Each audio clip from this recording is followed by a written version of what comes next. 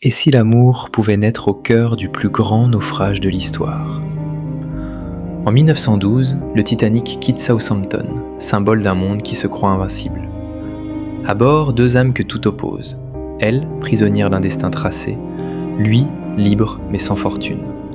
Une rencontre au bord du vide, une nuit de liberté, un amour plus fort que l'orgueil humain.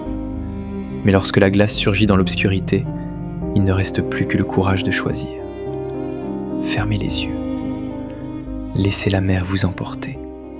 Voici leur histoire. 10 avril 1912. Le port de Southampton bruisse d'une agitation presque irréelle. Des valises s'entrechoquent, des voix s'appellent, des mouchoirs s'agitent. Et au milieu de ce tumulte se dresse une silhouette gigantesque, le RMS Titanic. Un palais flottant, un symbole d'orgueil humain, la promesse d'un monde nouveau.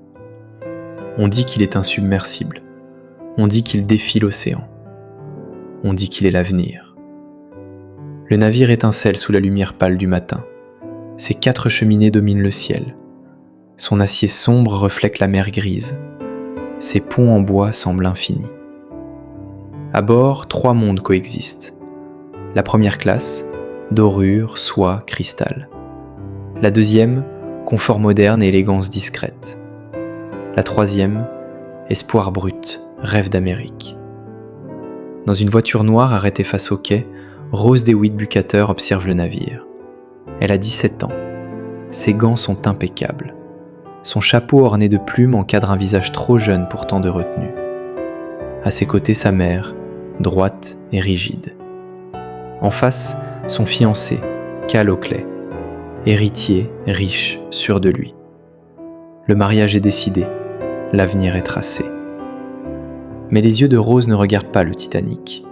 Ils regardent la mer, comme si elle cherchait déjà une issue. Rose appartient au monde des salons silencieux, aux conversations polies, aux obligations étouffées sous la dentelle. Sa famille a perdu sa fortune. Ce mariage n'est pas un choix, c'est un sauvetage. Elle le sait, et quelque chose en elle se rebelle, silencieusement. Pendant ce temps, non loin de là, 2 jeunes hommes courent vers le quai. Ils rient, ils crient presque. L'un d'eux brandit un billet froissé. Jack Dawson, artiste sans fortune, sans attache, sans plan précis. Il vient de gagner son passage au poker. L'Amérique l'attend. Il ne possède presque rien. Un carnet à dessin, un sourire insolent, une liberté totale. Il s'arrête un instant face au Titanic. Ses yeux brillent, non pas devant le luxe, mais devant la promesse d'aventure. Pour lui, ce navire n'est pas un symbole de puissance, c'est une page blanche. Lorsque la sirène retentit, le son traverse les corps, grave, immense. Les amarres sont larguées, le Titanic commence à glisser, lentement, majestueusement.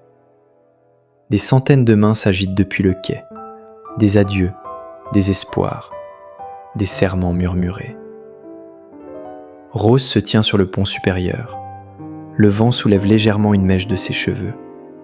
Elle inspire l'air salé. Ce devrait être un nouveau départ. Pourtant, elle ressent une cage invisible. Tout autour d'elle, le luxe, des escaliers monumentaux, des lustres étincelants, des couloirs parfumés. Mais rien ne respire. Jack, en 3e classe, découvre un autre monde. Des familles entassées mais joyeuses, des enfants qui courent, des accents venus de toute l'Europe. Ici on rit fort, on chante, on parle d'avenir. Les cabines sont modestes, mais les regards sont vivants. Le Titanic fend l'Atlantique. Jour après jour, il s'enfonce plus loin dans l'océan. La mer devient plus vaste, le ciel plus pur, les nuits plus froides. Un soir, Rose se tient seule sur le pont. La mer est noire, presque infinie. Le vent est plus fort. Elle ferme les yeux. Elle pense à sa vie à venir. Un mariage sans amour, des dîners sans âme, une existence dictée. Son souffle devient court. Elle avance. Un pas, puis un autre, jusqu'à la rambarde. Ses mains se posent sur le métal glacé. En dessous, l'océan, silencieux, tentant. À cet instant précis, un autre regard l'aperçoit. Jack. Il ne connaît pas son nom, il ne connaît pas son monde, mais il reconnaît la détresse. Il avance lentement, pas pour la surprendre, pour ne pas l'effrayer. « Ne fais pas ça », dit-il doucement. Sa voix n'est ni autoritaire ni dramatique, simple, humaine. Elle tourne la tête, leurs regards se croisent pour la première fois. Deux mondes opposés, deux libertés différentes, l'une enfermée dans l'or, l'autre sans rien, sauf le courage de parler. Le vent souffle plus fort, l'océan respire en dessous. Le Titanic continue d'avancer, imperturbable. Ce soir-là, sans le savoir, l'histoire bascule. Pas à cause d'un iceberg, pas à cause du destin, mais à cause d'un regard échangé au-dessus de l'eau noire. La nuit est tombée sur l'Atlantique. Le Titanic glisse dans l'obscurité comme un palais de lumière. À bord, les salons brillent, les verres s'entrechoquent, les conversations murmurent autour des tables dressées d'argenterie. Mais sur le pont arrière, loin des regards, le silence est différent. Rose avance seule. Sa robe claire contraste avec la mer Noire. Le vent est froid, mais elle ne le sent presque pas. Dans sa poitrine, une tempête plus violente que l'océan. Elle entend encore les mots de Cal, les reproches voilés, la condescendance, la certitude qu'elle lui appartient déjà. Elle s'arrête près de la rambarde, regarde l'eau, noire, infinie, libératrice. Elle monte sur la barrière, ses mains tremblent. Pas de peur, de vertige. Ce n'est pas la mort qu'elle regarde, c'est l'évasion. « Tu ne sautes pas !» La voix surgit derrière elle, calme, assurée. Elle sursaute, se retourne. Un jeune homme, manteau usé, cheveux balayés par le vent. Pas un homme de son monde. Jack avance lentement. « Si tu sautes, je saute aussi. » Elle le fixe, incrédule. « Pourquoi feriez-vous ça ?» Il hausse les épaules. Parce que tomber dans l'eau glacée, c'est une très mauvaise idée. Un sourire presque insolent, mais ses yeux sont sérieux. Elle hésite. Le vent souffle plus fort. Le navire avance, indifférent. Jack tend la main, pas pour la saisir, pour lui laisser le choix. Ce n'est pas un geste héroïque, c'est un geste humain.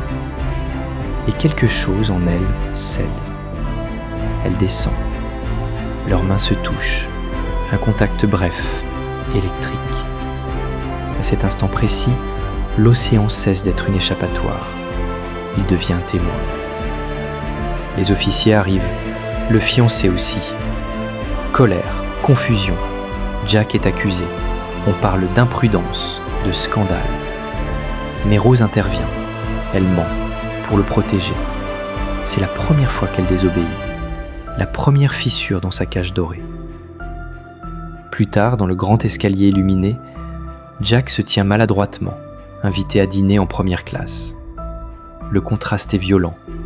Cristal, marbre, parfum de richesse. Il porte un costume emprunté. Il ne se fond pas dans le décor. Il l'éclaire autrement. Rose descend les marches, lentement.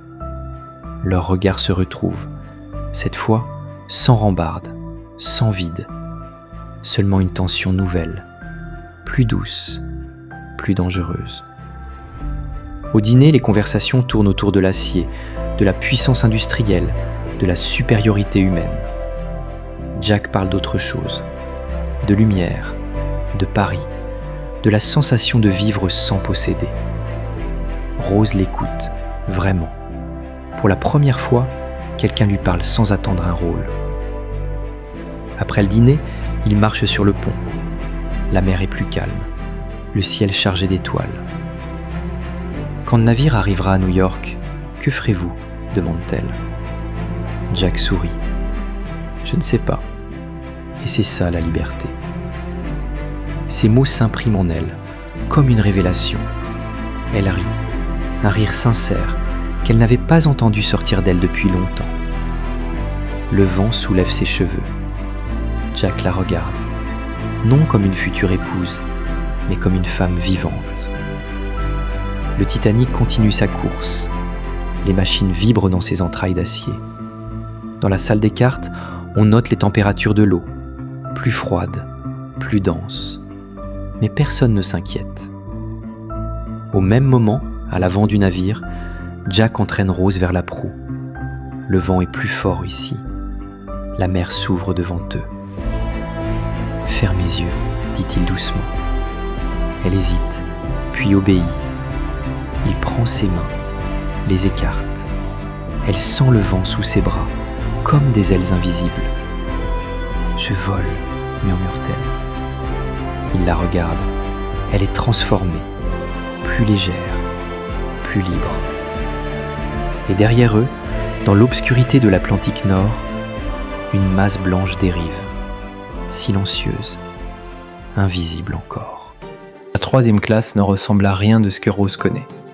Pas de lustre en cristal, pas de nappe immaculée, pas de regard mesuré. Ici, l'air est plus dense, plus chaud, plus vivant. Jack l'entraîne à travers les couloirs étroits. Elle hésite. Sa robe de première classe semble déplacée, mais ses yeux brillent. Ils descendent plus bas dans le ventre du navire, et déjà, elle entend la musique. Un violon rapide, un accordéon vibrant, des rires éclatants. La porte s'ouvre, la chaleur la frappe, des corps tournent, des mains frappent en rythme, des chaussures martèlent le sol. La salle est pleine de vie, pleine d'odeurs de bière, de sueur, de bois, pleine d'humanité. Jack la regarde. « Tu voulais voir comment on vit vraiment ?» Elle sourit. « Montre-moi. » Au début, elle reste près du mur, observe. Des couples dansent sans retenue. Des femmes tournent, leurs jupes virevoltent. Des hommes rient, essoufflés. Il n'y a pas de règle, seulement le rythme. Jack lui tend la main. Elle hésite une seconde, puis la prend. Le contact est franc, chaud. Il la guide au centre de la pièce. Le premier pas est maladroit, elle rit. Un rire clair, spontané. Il la fait tourner, plus vite, encore. La musique accélère, son souffle aussi. Ses cheveux se détachent légèrement, ses joues rosissent. Elle n'est plus la fiancée parfaite. Elle est une jeune femme qui découvre son propre corps en mouvement, libre. Les mains de Jack glissent à sa taille pour la soutenir dans un tour plus rapide. Le geste est respectueux, mais le frisson est réel. Elle sent la pression de ses doigts, la force contenue, la confiance. Ils dansent jusqu'à en perdre le souffle, jusqu'à oublier les salons dorés, jusqu'à oublier Cal, jusqu'à oublier le Titanic lui-même. La musique ralentit, les violons deviennent plus doux. Leurs corps sont proches maintenant, pas par calcul, par fatigue partagée. Leur respiration se mêle, elle le regarde, vraiment, pas comme un sauveur, pas comme un homme d'une autre classe, comme un homme. Il effleure une mèche de ses cheveux, un geste simple, mais chargé. Le silence entre eux est plus fort que la musique. Puis, les rires éclatent de nouveau autour d'eux. La tension se dissout, mais pas totalement. Quelque chose a changé. Plus tard, ils remontent sur le pont. La nuit est froide. Après la chaleur de la salle, l'air semble tranchant. Elle respire profondément. « Je n'ai jamais été aussi vivante », murmure-t-elle. Jack la regarde. Il comprend, parce qu'il l'a vue se transformer. Elle s'approche de la rambarde, pas pour sauter cette fois, pour sentir le vent. Il se place derrière elle, assez près pour que leurs épaules se frôlent. Le contact est léger, mais volontaire. « Tu ne peux pas revenir en arrière après ça, » dit-il doucement. Elle ferme les yeux. « Je ne veux pas. » Dans l'obscurité, la mer est calme, presque trop calme. Au loin, la glace dérive encore, invisible, silencieuse. Mais sur le pont, à cet instant précis, il n'y a ni classe sociale, ni futur tracé, ni menace. Seulement 2 cœurs qui battent plus vite et un navire qui file droit vers son destin. 14 avril 1912. La mer est d'un calme inquiétant. Pas une vague, pas une écume. une surface lisse, noire, presque immobile. Les marins appellent cela une mer de verre, et c'est précisément ce qui rend la glace invisible. Il est 23h40. Dans le nid de pie, 2 vigies scrutent l'horizon. Pas de jumelles, elles ont été oubliées à Southampton. Le froid est mordant, l'air brûle les poumons. En bas, les chaudières tournent à plein régime. Le Titanic avance à plus de 22 nœuds. Rapide, confiant, trop confiant. À la passerelle, les officiers parlent calmement. Plusieurs messages radio ont signalé des glaces dérivantes. Mais le navire est jugé solide, invincible.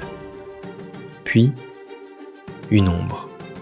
D'abord floue, puis massive, blanche, silencieuse. Iceberg, droit devant! La cloche retentit 3 fois. Un téléphone sonne vers la passerelle. Ordre rapide. Barre à tribord, toutes! Machine arrière, toutes! Mais un navire de cette taille ne pivote pas comme un petit bateau. Il glisse, lentement, irrémédiablement. Le choc n'est pas violent, pas d'explosion, pas de fracas. Seulement un long frottement, un gémissement d'acier contre glace, un frisson qui traverse la coque. Dans les salons, certains lèvent les yeux. Des verres vibrent légèrement. On rit, on plaisante. Ce n'est rien. En 3e classe, l'eau commence déjà à s'infiltrer, froide, silencieuse. Elle envahit les compartiments avant.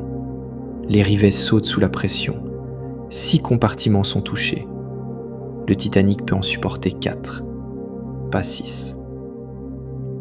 Thomas Andrews, l'architecte du navire, comprend immédiatement. Il observe les plans, fait ses calculs. Son visage pâlit.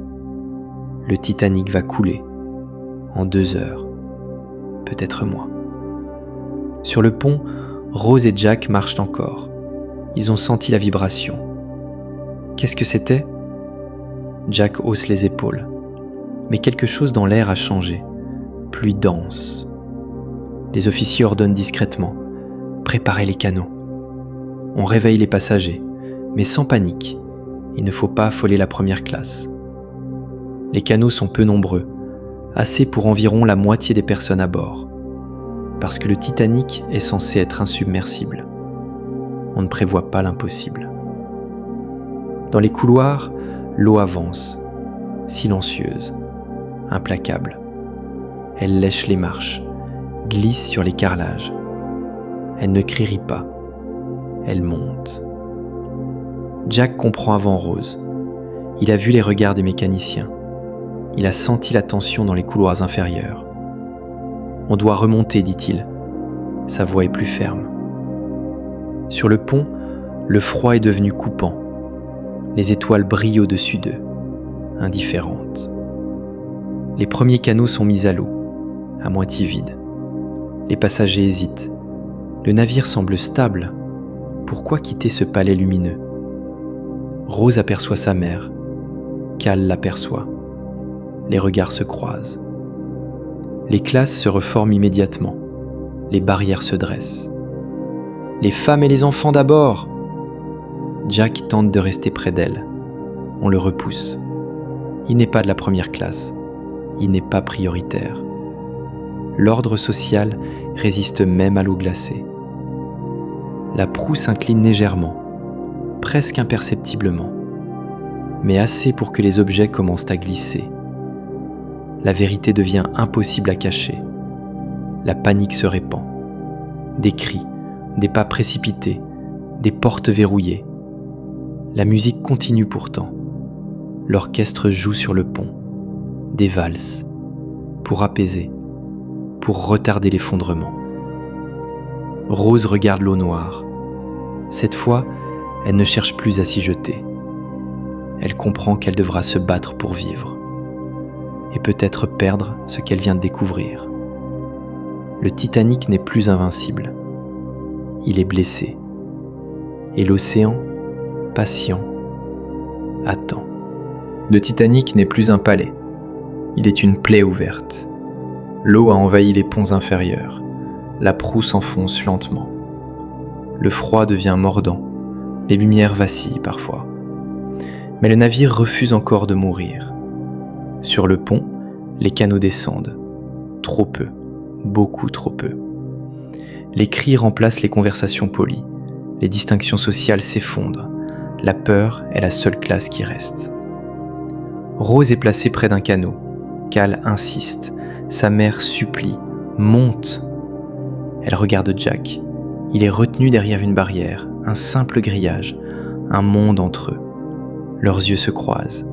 Il comprend immédiatement. Elle hésite. La mer est noire en dessous. Le canot descend, lentement. « Tu dois vivre !» lui crie Jack. Sa voix se brise. Pas de grands discours, pas d'héroïsme exagéré, juste la vérité. Le canot s'éloigne. Rose serre ses gants contre elle. Le Titanic semble encore immense, illuminé, presque stable. Et pourtant, elle voit Jack devenir plus petit, plus lointain. Puis quelque chose en elle refuse. Elle ne peut pas. Pas après avoir appris à respirer. Pas après avoir goûté à la liberté. Elle se lève brusquement, sous les cris, sous les protestations. Elle saute. De retour sur le pont, dans le chaos. Jack la voit courir vers lui. L'eau atteint déjà les escaliers. Ils se retrouvent enfin, dans l'urgence, dans la panique, mais ensemble. Ils courent à travers les couloirs inclinés. Les sols deviennent glissants, les portes claquent. Des familles sont séparées, des enfants pleurent. L'eau envahit les cabines, froide, brutale. Elle coupe la respiration. Elle saisit les jambes comme des chaînes. Jack et Rose se retrouvent piégés un instant. La pression est immense. Il force une porte, l'eau jaillit. Il lutte, remonte, respire à peine. Le pont est maintenant incliné. Les gens glissent, certains sautent, d'autres prient. Les lumières s'éteignent une seconde, puis reviennent, puis s'éteignent encore. Le Titanic se dresse presque à la verticale. L'acier gémit. Un bruit terrible déchire la nuit. Le navire se brise, en deux. Rose et Jack tombent dans l'eau. L'Atlantique les engloutit. Le froid est une violence immédiate. Il coupe la peau, frappe le cœur, paralyse. Ils refont surface. Autour d'eux des cris, des corps, des morceaux de bois. La nuit est infinie. Jack trouve une porte flottante. Il aide Rose à monter dessus. Le bois est à peine suffisant. Il tente de grimper. Elle le retient. « Reste avec moi !» Il essaie, mais la porte bascule. Il comprend. Il reste dans l'eau. Ses mains agrippent les bords. Son visage devient plus pâle. Ses lèvres bleutées. « Écoute-moi !» dit-il doucement. Sa voix tremble. « Tu vas survivre. » Elle pleure. Le froid la brûle. « Tu vas vivre une longue vie. Tu vas voir des choses que tu ne peux pas imaginer. » Il la regarde, pas avec peur, avec paix. Autour d'eux, le Titanic disparaît sous l'eau. Le bruit est colossal. Puis le silence. Seulement des cris isolés, puis moins, puis presque plus rien. Jack serre ses doigts, de plus en plus faibles. « Ne laisse jamais partir », murmure-t-il.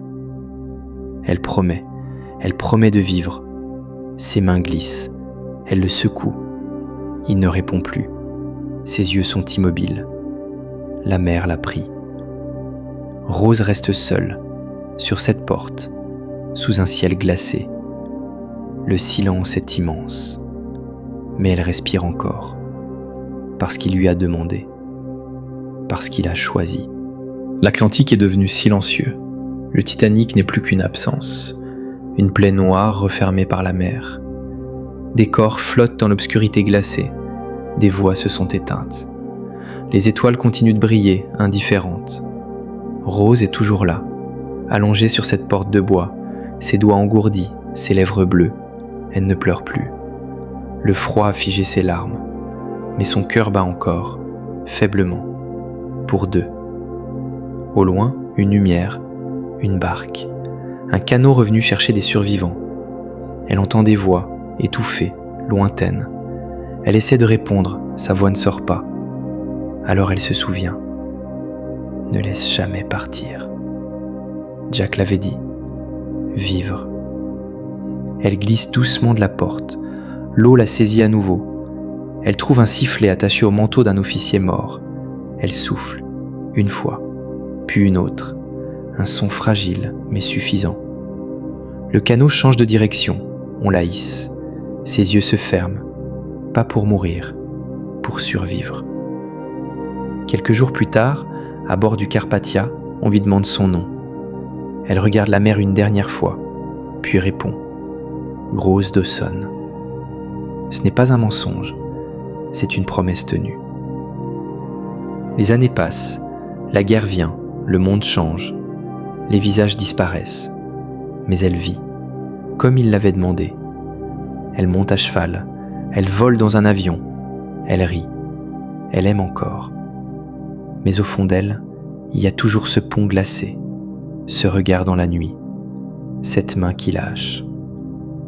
L'amour n'a pas duré longtemps, mais il a suffi, parce qu'il a été vrai. Des décennies plus tard, une femme âgée regarde l'océan. Ses cheveux sont blancs, ses mains tremblent légèrement.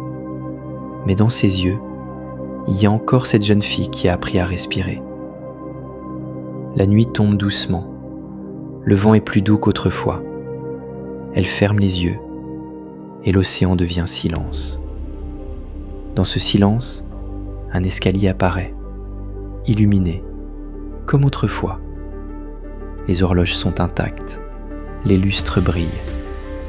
Le Titanic est entier, intact, éternel. En haut du grand escalier, il l'attend, jeune, souriant, tel qu'elle l'a laissé. Pas figé dans la mort, mais figé dans l'amour. Elle avance, chaque pas est léger. Les visages disparus les entourent. Ils applaudissent doucement, comme si le temps lui-même saluait son retour. Elle s'arrête devant lui. Leurs regards se retrouvent, sans peur, sans urgence, sans eau glacée entre eux. Il tend la main. Elle la prend.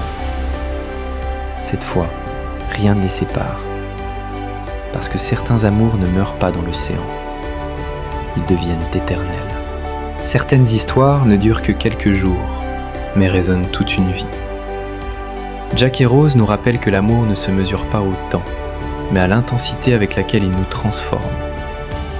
Si cette histoire vous a touché, si vous avez ressenti la mer, le froid, le souffle du vent, alors laissez un cœur en commentaire et dites-moi, croyez-vous que l'amour puisse survivre au temps ?